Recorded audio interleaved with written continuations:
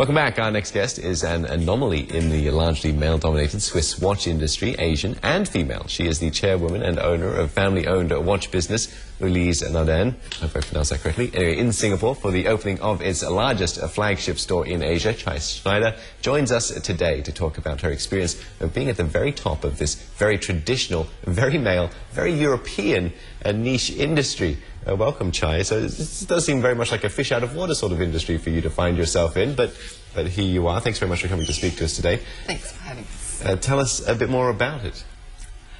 Well, in the beginning, I did feel quite apprehensive, actually, being female and being Asian in a predominantly male-oriented industry. But we had a bigger task at hand. Ulysse Nardin is a 168-year-old company with a great deal of history, but it's also one of the most innovative watch company.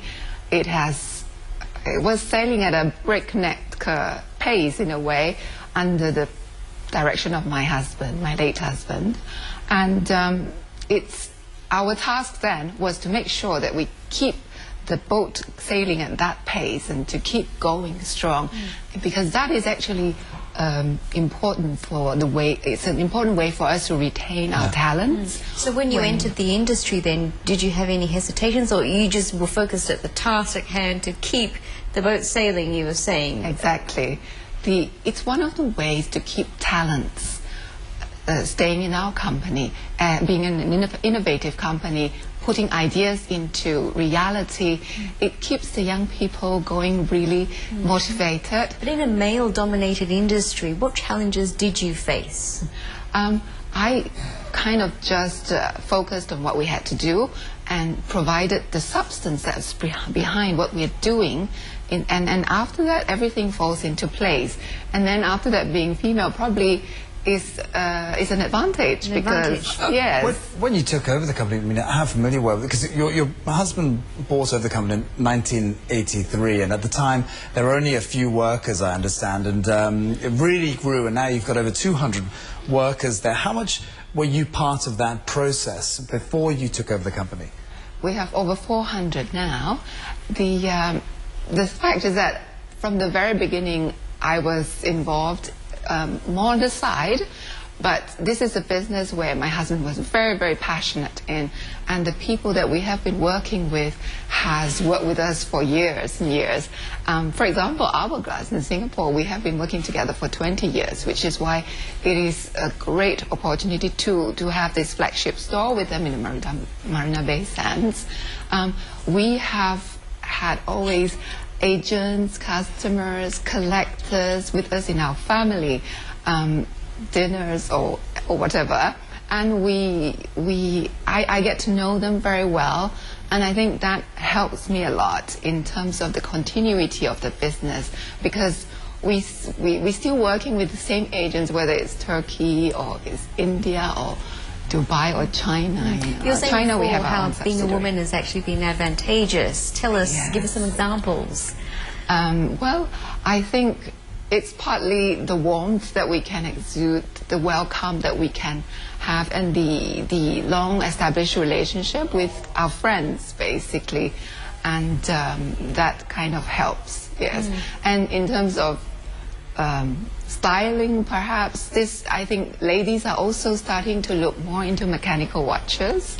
You know, ladies always have a lot more other choices to pick from, but mechanical watches is such an incredible man-made art, which is, yeah. Well, the luxury watch industry in Europe is very well developed. How would you compare it, though, with it here in Asia? Well, I would say that Singaporeans are some of the best collectors in the world. They are so knowledgeable, so much into the details, and they also look beyond that. I think when I talk to some of our collectors, they are actually concerned about our future, you know. They want to know what is our next step and how do we move on from there. But do they gravitate towards European brands? Will they always dominate in terms of luxury watches, or are you seeing some Asian labels come up and become popular? At the moment, I think all that I can see are European oriented, and maybe one of the reasons is that the standard of living in Switzerland, primarily, it's very much on the same level, whether be it the rich or the standard workers, and that is conducive towards a luxury industry where pilferage can be a big factor. And in this case, all the valued parts are kind of well kept and well stored in the company, and people are not willing to give up a wonderful career and life's path for a little bit of value. You mentioned the tradition that the company has, and your family's been a part of it for many years now. How do you, and you also mentioned having to get on with the job and keeping things moving. How do you then keep things fresh? Timepieces are something that people buy to collect, but they've also got to be current, and they've also got to sort of stand the test of time. Yes, I think that is the thing about watches having to stand the test of time, and I feel that the way that we do it is that, well, Ulysse Nardin particularly is known for innovation, and to have the courage to put something new into a very successfully running model, why change the model when things are working, right? That is actually our challenge. But you have had some collaborations, and speaking about collectibles earlier on, you actually produced 25 pieces of this Game of Thrones special edition watch priced at $10,000 each. Is that one way you connect the tradition with sort of modern living and modern lifestyle? Yes, as well. Yes, I think that's a great way to connect with the young and the forward-looking. Yes. Speaking of connecting with the young, I understand we must talk about your charity work as well. You do a lot of it. Tell us, what is your passion there?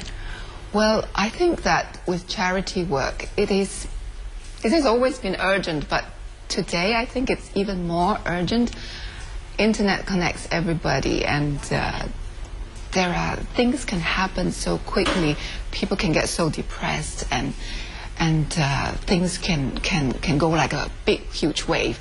And I think every little hope that we can give to whoever that needs it, I think it helps. Everyone that has a career to look forward to is less likely to go, completely crazy or wild. And I think that's, in my opinion, I feel that if we can help wherever we can help, it would help to in fact bring down the crime and bring up hope. And the world is so connected today. We may live far away from, we don't see what other people are suffering from. And in my travels, I see the incredible things, like families living in a small little room in 3 shifts, 8 hours sleep, and then after that they have to go out. This is, I just feel it's urgent to help. And I used to feel that, we can do so little, and it's so scary, and it feels that it's just a drop in the ocean, and we may not be able to help. But also my late husband inspired me there, because, sometimes you just do it. It doesn't have to be, the grand plan is there, but it doesn't have to be perfect, but just do it, and it counts. Make the difference. You're very passionate about that, and it must keep you a very busy woman running this company as well. Thank you very much for coming in. Thank you so much. Chai Schneider there, who's been pushing past boundaries as an Asian woman in the very traditional, very male and very European watch industry. Well, that's it. We're done for today, Thursday the 24th of April. We'll be back tomorrow to bring you all the news, business and sports updates.